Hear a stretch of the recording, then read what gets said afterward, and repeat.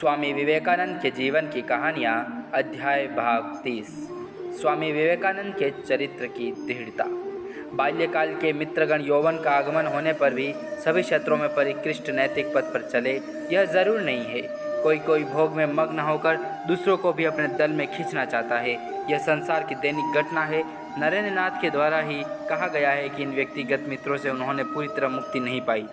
एक संध्या को उनके कुछ मित्रों ने गाड़ी ठीक कर उन लोगों को कलकत्ते के समीप स्थित एक उद्यान भवन में ले जाना चाहा। इस सांध्य भ्रमण के संबंध में नरेंद्रनाथ को कोई ज्ञान नहीं था। वे सहमत हो गए तथा उपयुक्त समय में सबके साथ आनंदपूर्वक गाड़ी में आकर उद्यान भवन के फाटक पर उतरे। भीतर प्रवेश कर उन्होंने देखा कि वहाँ एक सांध्य उत्सव का आयोजन हुआ है। आनंद भोग करने के लिए ही उन सब का वहाँ आगमन हुआ था। अतएव खूब गाना बजाया हुआ। नरेंद्र ने भी उनमें योगदान दिया।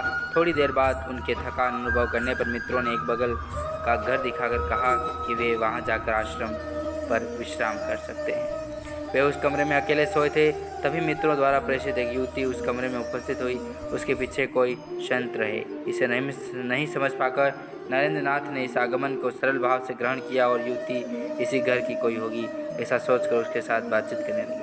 वह युवती भी अपने दुख विपदा से ग्रस्त जीवन की कई घटनाएं सुनाने लगी। इस प्रकार नरेंद्र नाथ के समग्र मन और सहानुभूति पर उनके अधिकार कर लिया। सोचकर क्रमशः उसने अपना वास्तविक स्वरूप प्रकट किया तथा उस घर के आने का मंतव्य भी स्पष्ट कह दिया। इस प्रकार उपस्थित विपत्ति का परिचय पाकर नरेंद्र झट उठ खड़े हुए और बाहर जाने के लिए डग बढ़ाकर बोले, क्षमा कीजिएगा, मुझे अभी जाना होगा।